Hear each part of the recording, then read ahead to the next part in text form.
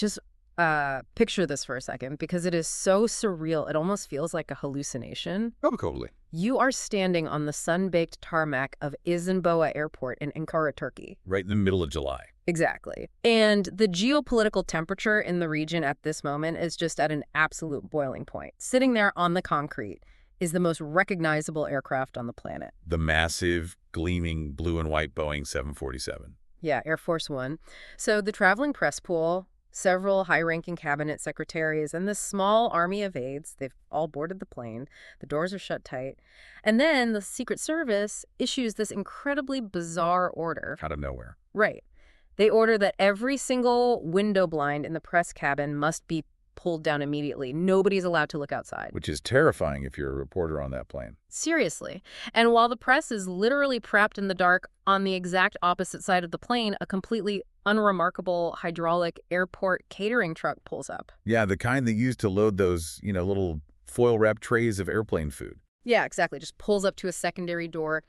And the President of the United States, surrounded by this tiny footprint of frantic Secret Service agents, literally sneaks out the back door of the 747. Wild to even visualize. He steps into the dark metal box of this catering truck and is slowly lowered to the ground to flee across the airport to a completely different, unmarked plane. While the giant 747 takes off anyway. Right. Into hostile skies, essentially serving as a multi-million-dollar, highly visible flying decoy. And the press and cabinet secretaries are still trapped inside, completely unaware that the commander-in-chief has just abandoned ship. It is honestly the ultimate subversion of American power projection. I mean, you have the ultimate symbol of the presidency momentarily suspended in a catering truck, driven by just pure unadulterated tactical panic. It's insane. And that is why I'm so glad you're here with us today, listener. Welcome to our deep dive. Our mission today is to completely reconstruct this unprecedented operation. We are pulling apart a highly secretive game of international hide-and-seek. Yeah, one that involves a newly acquired luxury presidential jet, a credible surface-to-air missile threat, and this really intense ongoing debate over the physical security of the world's most powerful person. And to map all of this out, we have assembled a massive, highly detailed stack of sources. We really do. We're synthesizing deep investigative reporting from CBS News, The Washington Post, Al Jazeera, Military.com, and The Guardian. Plus, we're looking at a formal, highly critical congressional letter from a coalition of U.S. senators. Right, and historical encyclopedic archives detailing the aeronautical lineage of executive airlift. And we also have these rigorous tactical analytical reports on how the Secret Service actually manages catastrophic risk. It's a lot of material to get through. It is. Now, before we drop you into the mechanics of this crisis, I really need to lay down a mandatory disclaimer for you, our listener, because the sources we are diving into today contain highly politically charged material. Very much so. They detail recent actions, alleged controversies, and some pretty explicit statements involving current prominent political figures from both the left wing and the right wing of American politics. Specifically, this includes President Donald Trump, leading Senate Democrats, and various foreign state actors. Right, so we want to be absolutely unequivocally clear here. Exactly. We are here to impartially report on the factual narrative contained in these documents. We are not taking any sides. We are not endorsing the viewpoints, the policies, or the political posturing of the politicians, the journalists, or the foreign media outlets mentioned in these reports. Our sole objective is just to convey the underlying ideas. Yeah, the engineering realities and the chronological events exactly as they are detailed in the original source material. Nothing more, nothing less. That is the foundation of what we do. We are looking at the architectural blueprint of a crisis. Not picking a team. We just analyze the inputs and the outputs of the situation based strictly on the tech sitting right in front of us. Okay, with that out of the way, if we want to understand why a United States president ended up hiding in a catering truck, we basically have to start by looking at the planes themselves. Yes. The planes are the real core of this. Because the tension between two very specific aircraft is kind of the engine driving this entire terrifying scenario. Right. I mean, when you and I hear Air Force One, we immediately picture a very specific machine, right? We picture the VC-25A. Right. That is the military designation for a pair of highly modified Boeing 747-200B airframes. They've been flying presidents around the globe since the early 1990s. Yeah. And when people use the phrase flying fortress, they're usually speaking metaphorically. Yeah. But with the VC-25A, it is a literal description. Right, it's not a joke. No, not at all. It was designed near the end of the Cold War with one primary, uncompromising directive, which is the absolute survival of the commander-in-chief during a catastrophic, world-ending national emergency. And I want to dig into that concept of survival because the sources are so explicit about what this legacy plane can actually do. And it goes so far beyond just surviving, like some bad turbulence or the Oh, thunderstorm. absolutely. The VC-25A is hardened against an electromagnetic pulse, or an EMP. I think a lot of people hear EMP in movies. But mechanically, how does a massive airplane actually survive the electromagnetic shock wave of a nuclear blast? Right, so it requires this incredibly tedious, heavy engineering process. When a nuclear weapon detonates, it releases a massive burst of electromagnetic energy. Okay. And that energy essentially strips electrons from atoms in the atmosphere. So if that wave hits an unshielded modern aircraft, it induces massive electrical currents in the wiring. Which would just overload everything, It right? instantly fries every solid-state electronic system on board, the navigation, the fly-by-wire controls, the communications, everything. The plane basically just becomes a heavy brick in the sky. Wow. So to prevent this, the VC-25A is built as a massive flying Faraday cage. So they are literally encasing the sensitive electronics in conductive meshes to route the catastrophic energy around the systems instead of through them. Precisely. They physically shield hundreds of miles of wiring throughout the fuselage. Furthermore, the legacy plane relies on analog backup systems. Oh, so old school tech. Exactly. Huh? Heavily insulated, robust, older technologies that simply cannot be short-circuited by a digital overload. And beyond that, it also carries advanced laser anti-missile countermeasures. Right, the DRRCM systems. Yes, directed infrared countermeasures. And the mechanics of that are just fascinating to me because if a heat-seeking missile is fired at the plane, the VC-25A doesn't just drop those standard flares you see in movies. Right, it's way more advanced than that. It actually detects the ultraviolet signature of the missile launch, tracks the incoming munition, and fires a concentrated multi-band laser directly into the seeker head of the missile, It literally physically blinds and confuses its guidance system. throwing it completely off course. And it does all of this autonomously in fractions of a second. That's incredible. Combine that with the ability to refuel in midair, meaning the plane can stay aloft indefinitely as long as airborne tankers can reach it, and a secure, quantum-encrypted communications suite. So the president can stay connected to the Pentagon. Exactly. Allowing the president to launch a nuclear retaliatory strike from 40,000 feet. Ah. You begin to understand why the military views this aircraft not as transportation, but as a critical node in the continuity of government. But, and this is where the conflict starts, the current president has been incredibly vocal about wanting to retire this Cold War relic. He wanted a replacement, and he wanted it fast. Which introduces the second plane in our story. Yes. Officially designated the VC-25B and nicknamed the Bridge. Right. I'm looking at this $400 million price tag for the new jet in our sources, but they also indicate this is a 14-year-old aircraft. How does a 14-year-old heavily used commercial jet end up replacing a custom-built billion-dollar military fortress? So, the origin story of the VC-25B bridge is a massive departure from standard military procurement. It is a Boeing 747-8, which, aerodynamically, is a newer model than the old 200B series. Okay, so a newer model on paper. Right, but you're correct. This specific physical airframe is roughly 14 years old. It was originally ordered by a Russian aviation firm called Transero. A Russian firm? Yeah, and they subsequently went bankrupt before even taking delivery of the plane. Oh, wow. So the airplane just sat in storage for years and eventually ended up in the possession of the government of Qatar. The Qatari government then gifted this massive luxury jumbo jet to the United States government, specifically intended for President Trump's use. A 14-year-old gifted plane from a foreign government. I mean, that exact detail right there is where the controversy completely detonates in Washington. Oh, for sure. We have this formal congressional letter in our stack, dated July 6, 2026. It's spearheaded by Senator Chris Murphy and signed by a dozen prominent Democrats, including Elizabeth Warren, Bernie Sanders, and Richard Blumenthal. And they addressed this letter directly to the Secretary of the Air Force and the CEO of L3 Harris. Right, L3 Harris being the defense contractor hired to actually retrofit this Qatari jet. The language in that letter is incredibly sharp and very accusatory. Yeah, tell me about it. The senators accused the administration of spending an estimated $1 billion in American taxpayer money to upgrade a gifted, foreign-owned jet, all in the service of delivering what they explicitly call a pretty fancy plane for his personal enjoyment. A pretty fancy plane. That is brutal. They are alleging that the executive branch stonewalled mandatory congressional oversight requests for over a year regarding the original Memorandum of Understanding with Qatar, basically keeping the financial and engineering details hidden in a black box. And when you look at the timeline detailed in the sources, the alarm bells just start ringing even louder. The senator's letter cites a breaking events interview with an executive from L3 Harris. Yes, that interview was very revealing.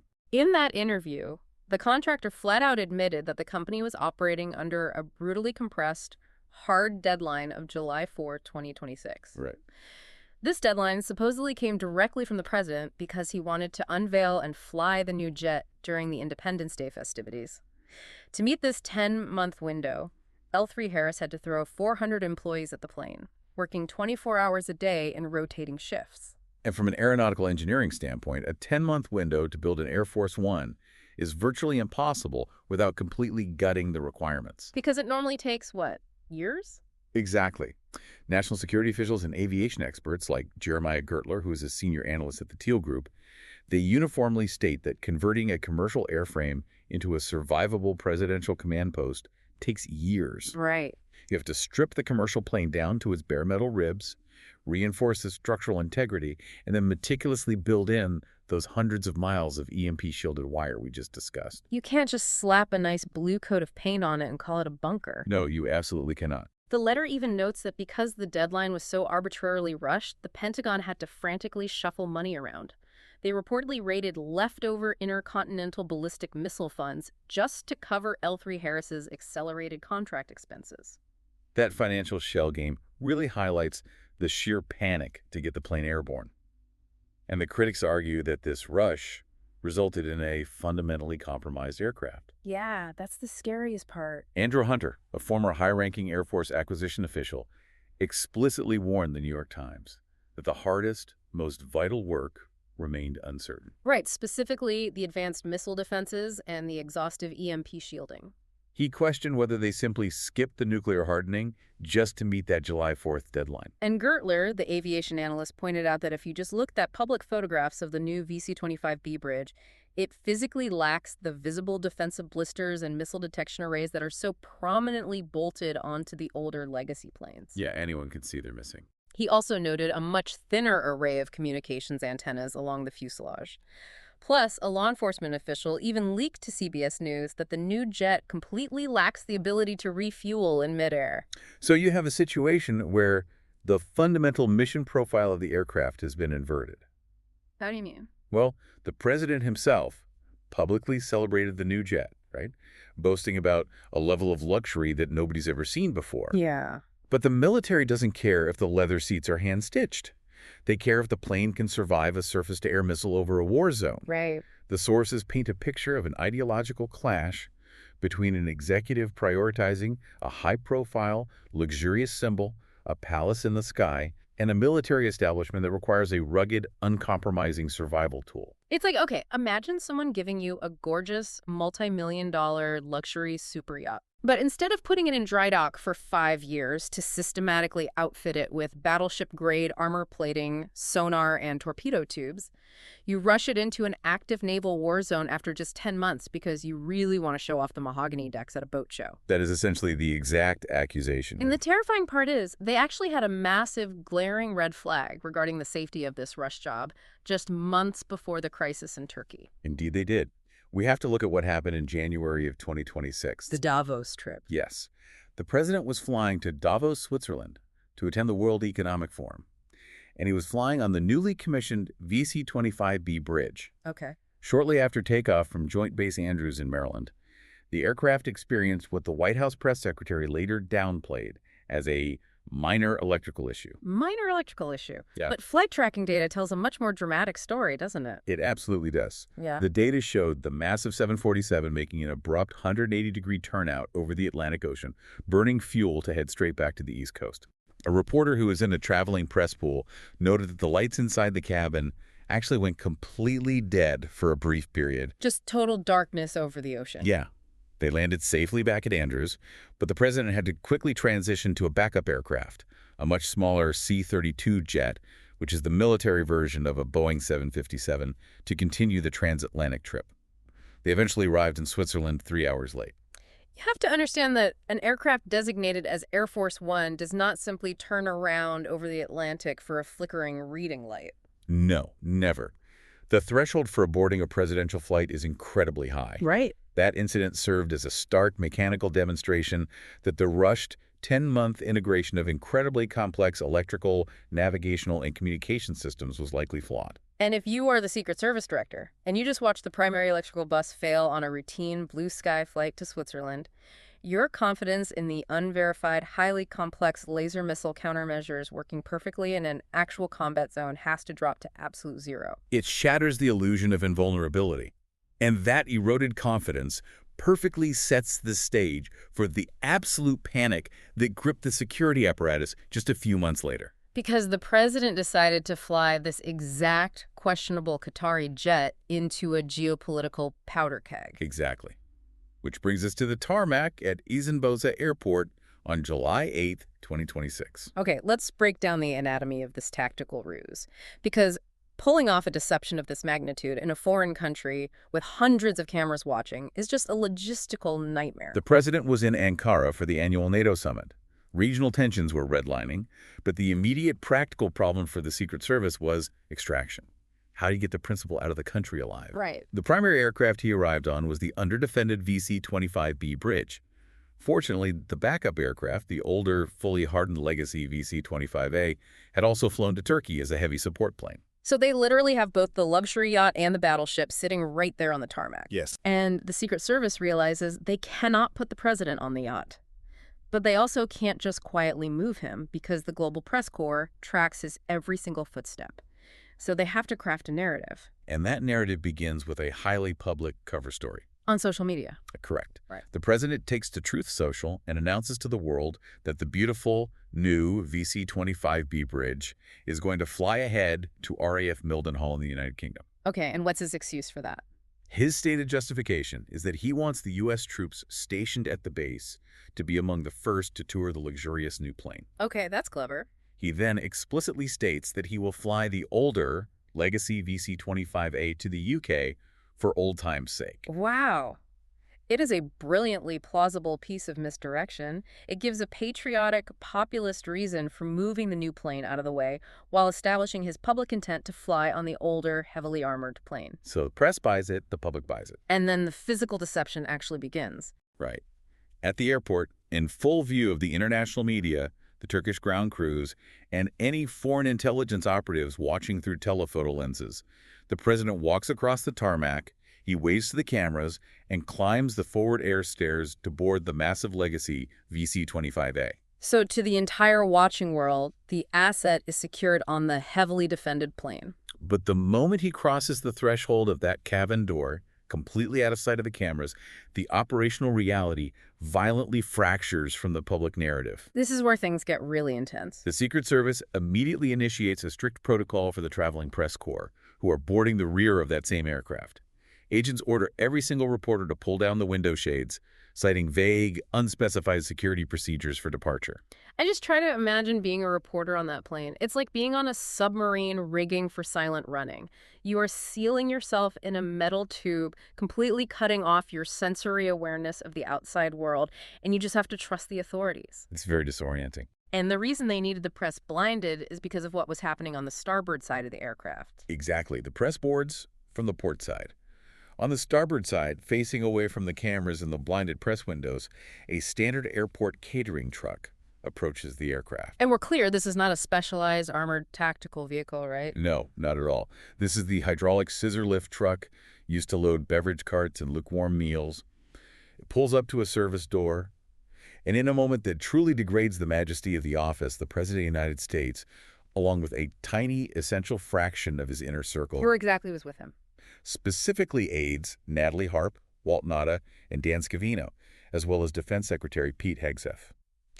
They all step out of the 747 and directly into the metal box of this catering truck. The logistics of just securing that truck must have been a nightmare. I mean, you are in a foreign airport. You have to commandeer a Turkish catering vehicle, somehow ensure the driver isn't an operative, sweep the box for explosives, and then cram the commander-in-chief, the secretary of defense, and the Secret Service detail into a space designed for rolling carts. It is such a visceral illustration of how survival completely overrides dignity in a crisis. It really is. The truck lowers them to the tarmac and quietly shuttles them away from the massive 747 to a completely different third aircraft waiting quietly on the apron, a U.S. Air Force C-32A, the modified Boeing 757. And once the president is secured on that 757, the trap is fully set. The secret C-32A flight takes off under strict emission control for the UK. Meanwhile, the massive, highly visible legacy VC-25A powers up its 4 engines and takes off as a colossal flying decoy. Right. And who is sitting on this decoy? Secretary of State Marco Rubio, Treasury Secretary Scott Bessent, and a press pool completely unaware that the president they just watched board the plane has vanished. It's a huge risk. Here's where it gets really interesting to me ethically. If the legacy plane is the designated decoy, meaning its entire purpose in this operation is to draw the fire of a potential surface-to-air missile, how does the Secret Service justify locking the press pool and civilian cabinet secretaries like Marco Rubio inside it? It's a very tough question. Aren't you essentially painting a bullseye on the backs of non-combatants? It is a brutal, cold-blooded calculus, but we have to analyze it through the lens of executive protection doctrine. Okay. The Secret Service does not have a mandate to protect the press, and technically they do not even prioritize cabinet secretaries over the principal. Their sole overriding constitutional mandate is the survival of the commander-in-chief to preserve the continuity of government. So everyone else is expendable. All other assets, personnel, and optics are entirely secondary. But to understand the true tactical logic here, we actually have to look at the president's own defense of this maneuver. Right, because when reporters later found out and confronted him about leaving his staff on a targeted plane, Trump argued that the smaller, less defended C-32A actually faced a greater risk than the decoy plane. Yes, he did. Mechanically, how does that make any sense? If the 747 is the decoy, how is the 747 in more danger?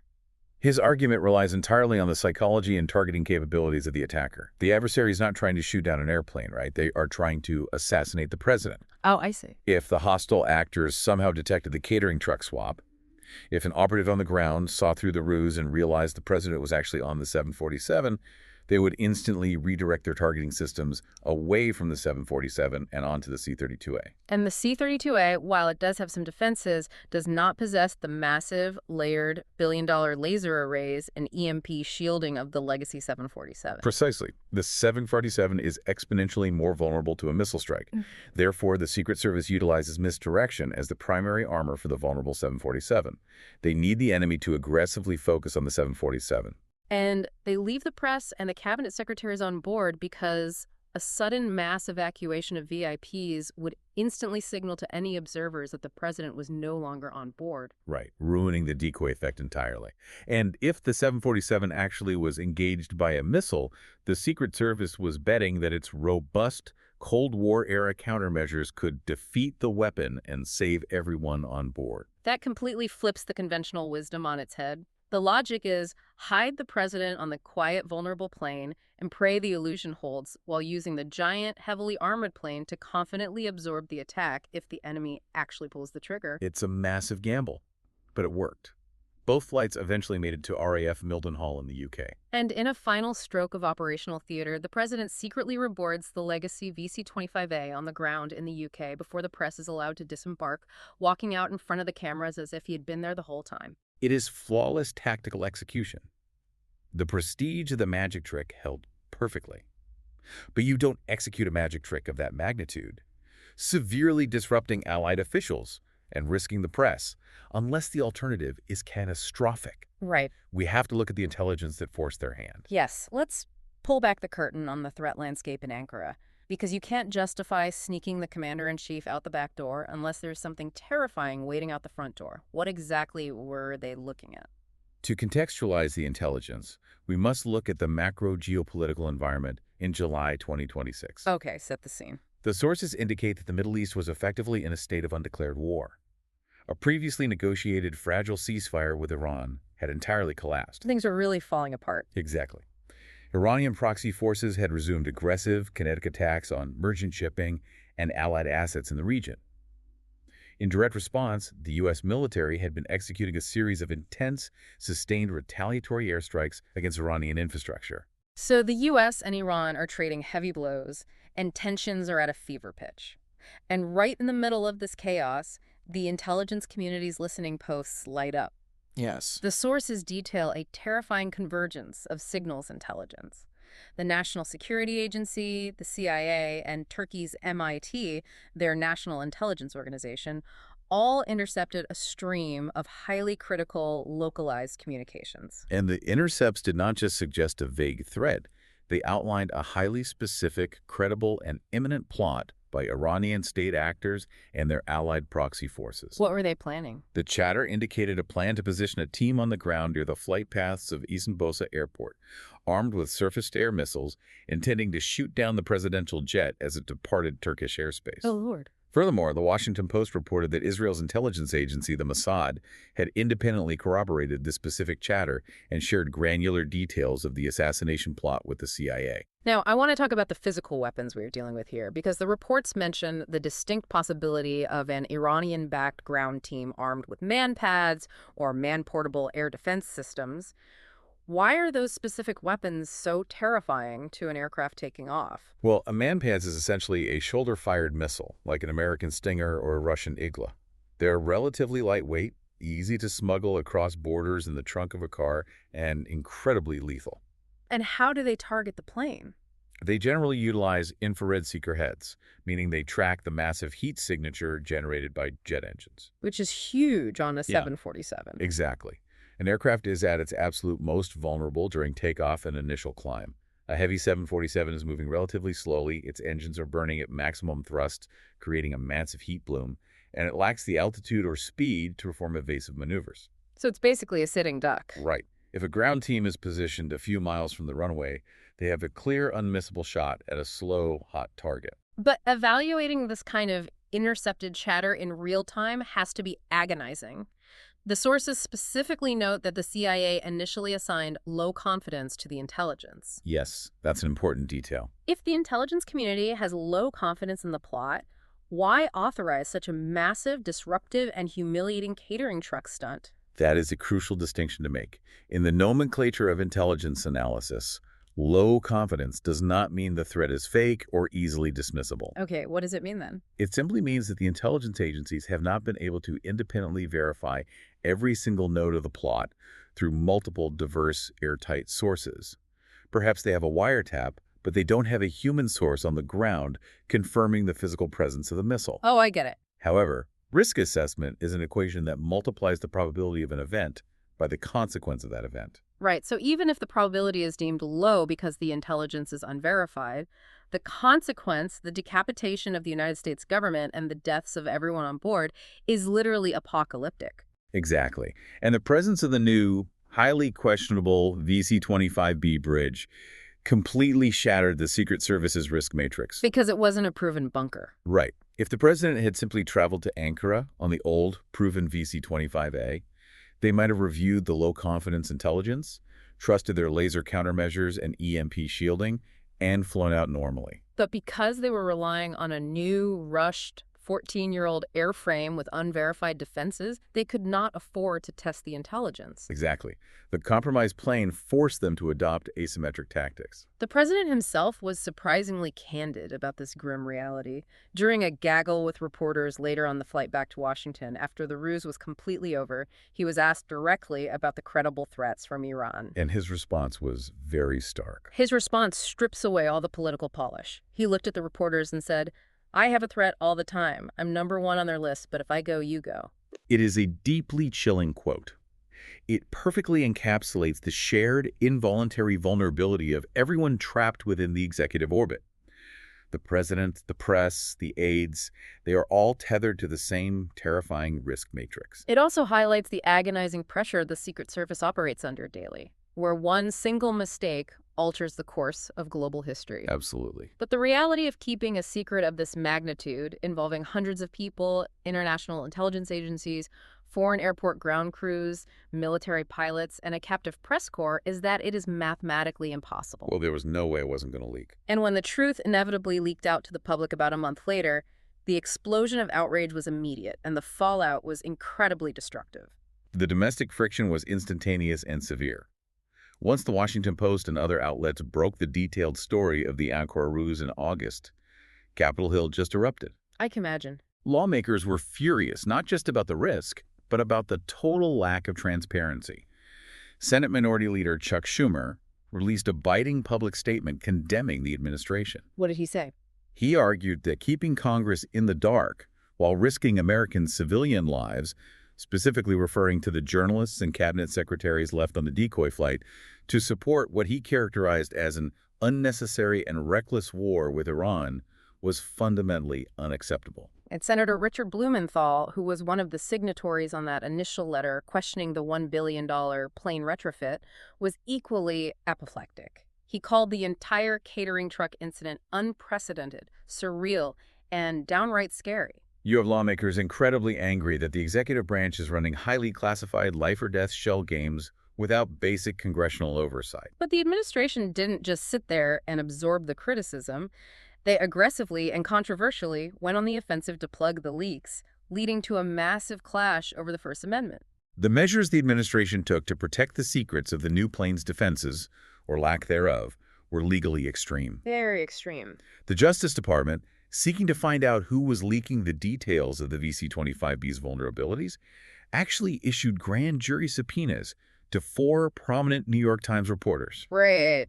These were Julian E. Barnes, Eric Lipton, Tyler Pager, and Eric Schmidt, journalists who had been deeply investigating the Qatari jet's flaws. I really want to emphasize how incredibly rare and aggressive that is. A grand jury subpoena isn't just a polite request for an interview over coffee. Not at all. It is a compulsory legal demand, backed by the threat of imprisonment, forcing a journalist to hand over their phone records, emails, or to reveal their confidential sources. The sources state that federal agents literally showed up at the reporters' private homes to physically deliver these subpoenas. It is a massive escalation of executive power. David McCraw, the top newsroom lawyer for the Times, publicly stated that the sight of federal agents on reporters' doorsteps over a story about airplane procurement should shock the conscience of any American. Wow. The controversy metastasized because the U.S. Attorney in Manhattan who authorized the subpoenas, Jay Clayton, had just recently been nominated by President Trump to serve as Director of National Intelligence. Oh, so the optics were terrible. Exactly. Furthermore, CNN reported that FBI Director Kash Patel had met extensively with White House officials about the leak investigation and even spoke directly with the president by phone regarding the matter. It created this incredibly toxic perception that the highest levels of the justice system were being weaponized to intimidate the free press over reporting on a taxpayer-funded plane. It looked like they were more angry about the public finding out the plane was broken than they were about the plane actually being broken. That's a great way to put it. Ultimately, facing a massive legal and public relations disaster, the Trump administration admitted legal errors and abruptly withdrew the subpoenas. But the damage to the relationship between the press, the intelligence community, and the administration was profound. And while all this domestic infighting, legal threats, and congressional outrage is paralyzing Washington, we have to look at how our adversaries were reacting. Because they were watching this unfold and capitalizing on it brilliantly. Right. Foreign propaganda outlets aggressively seized the narrative. Iranian state-linked media, like the official Islamic Republic News Agency, or IRNA, ran blaring headlines claiming Trump admits to fleeing for fear of Iran. They weaponized the story. They did. They used it to suggest that leaving American journalists on the decoy flight exposed a systemic, callous disregard for non-combatant lives by U.S. military planners. And the propaganda wasn't just limited to formal state news. Outlets and social media networks aligned with the Islamic Revolutionary Guard Corps, the IRGC, openly mocked the entire operation. Oh, I'm sure they had a field day with the catering truck. They published articles laughing at the cowardly Trump's escape in a catering truck and flooded regional digital networks with memes designed specifically to humiliate the United States. Which is super damaging. They used the imagery of the catering truck to undermine the aura of American military deterrence, projecting a narrative of American weakness and fear to their proxy forces across the Middle East. So what does this all mean? It illustrates how a brilliant tactical success on the ground can rapidly devolve into a strategic disaster on the global stage. Absolutely. The Secret Service undeniably succeeded in their primary mission. They kept the president alive in a war zone. But the resulting media leaks, The frantic DOJ subpoenas and the aggressive foreign propaganda handed a massive narrative victory to adversaries and sparked a profound constitutional friction point regarding transparency. It's a devastatingly heavy cost for a single flight. It really is. But to truly appreciate how wild it is that a U.S. president had to hide in a catering truck, we need to look at the historical pedigree of Air Force One, because a legacy built specifically to prevent scenarios exactly like this was ignored. Right. The history of presidential aviation is essentially a mirror reflecting the trajectory of American global power and technological prowess. How far back does it go? Well, while Theodore Roosevelt was technically the first president to fly in an aircraft, taking a brief, terrifying flight in an early Wright Flyer at a county fair in St. Louis in 1910, he was actually out of office at the time. Okay, so that doesn't really count. No. The true genesis of executive airlift is forged in the crucible of World War II with Franklin D. Roosevelt. Right, because during the war, the threat of German U-boats prowling the Atlantic Ocean made travel by ship incredibly dangerous, if not suicidal, for high-level VIPs. Exactly. So in 1943, FDR had to cross the ocean to attend the Casablanca Conference in Morocco. He traveled on a Pan Am crewed Boeing 314 flying boat called the Dixie Clipper. But relying on commercial airlines, even modified ones, deeply unsettled the military advisors in the Department of War. They demanded a purpose-built, secure military solution for the commander-in-chief. So they built a new plane.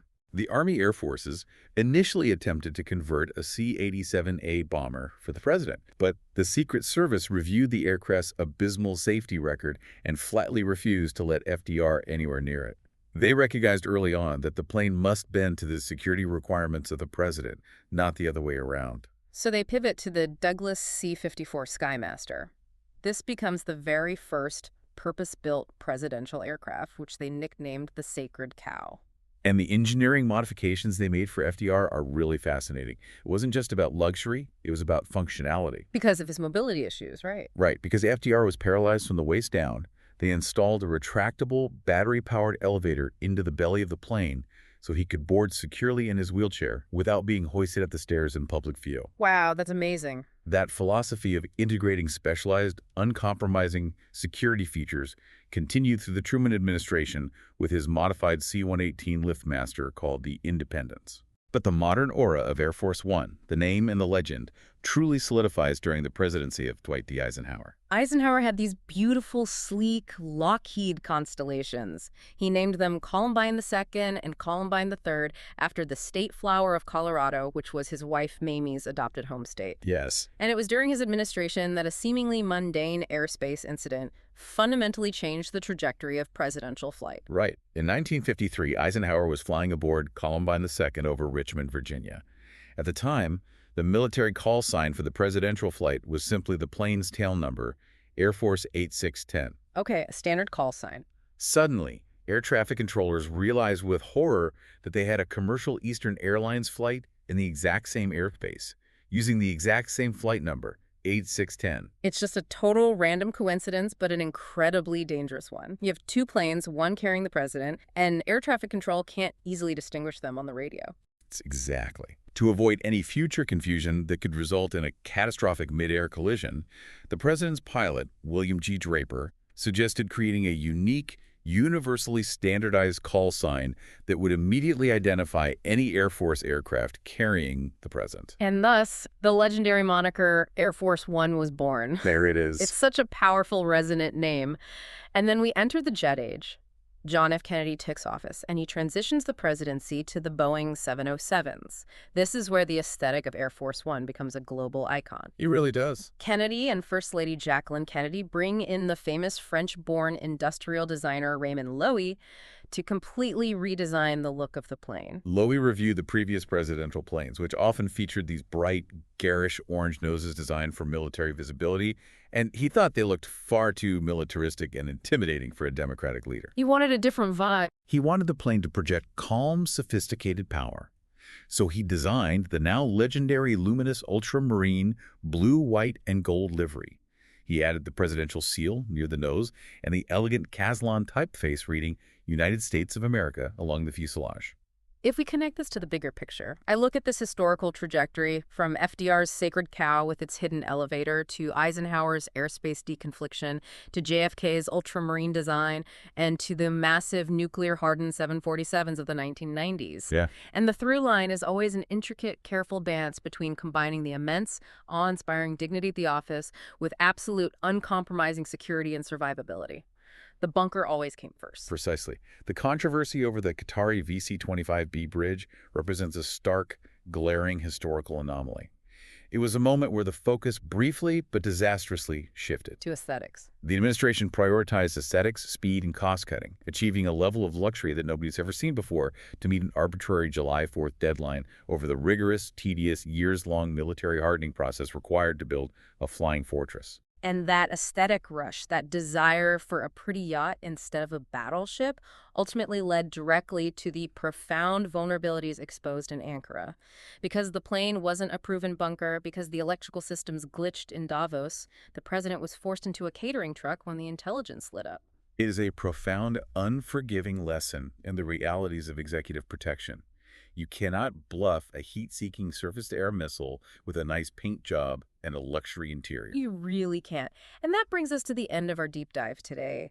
We have traced an incredible, harrowing journey. We really have. We started with a $400 million gifted luxury jet, examined the deeply criticized 10-month integration process that skipped crucial security upgrades, and watched how that single logistical compromise dominoed into a terrifying intelligence crisis in Turkey. We saw how credible intercepts of Iranian missile plots forced the Secret Service to abandon the multi-million-dollar palace in the sky in favor of a clandestine, desperate escape involving a hydraulic catering truck, a backup 757, and a massive, highly controversial decoy flight that left the press pool and cabinet secretaries flying blind into a war zone. And we watched the ensuing fallout trigger DOJ subpoenas, congressional rage, and international propaganda. It's an overwhelming sequence of events. And if you were wondering why this matters to you, why you should care about the intense logistics of moving one single person, it's because this story violently pulls back the curtain on the high-stakes world of executive protection. It does. It reveals the incredibly fragile balance between national security optics, the demand for political accountability regarding taxpayer funds, and the literal, bloody, life-or-death reality of transporting the world's most powerful and most targeted individual through hostile skies. It reminds us that behind the polished press conferences, the majestic blue and white jets, and the aura of American invincibility, there is a shadow world of grim, cold-blooded calculations where human lives are weighed against geopolitical survival on a daily basis. It is a heavy, sobering thought. And I want to leave you with one final, provocative question to mull over. We've seen the extreme lengths the Secret Service will go to, using decoy flights, abandoning the press pool, utilizing mundane catering trucks to protect the president. Right. Now that this entire operation has leaked, now that adversarial intelligence agencies and proxy forces know exactly what the emergency playbook looks like, how does that permanently alter the calculus of future assassination attempts? That's the real question. In the future, when the president travels, will our enemies completely ignore the grand, shiny, heavily armored Air Force One and start targeting the unassuming catering trucks, the baggage carts, and the backup planes instead? We'll see you next time.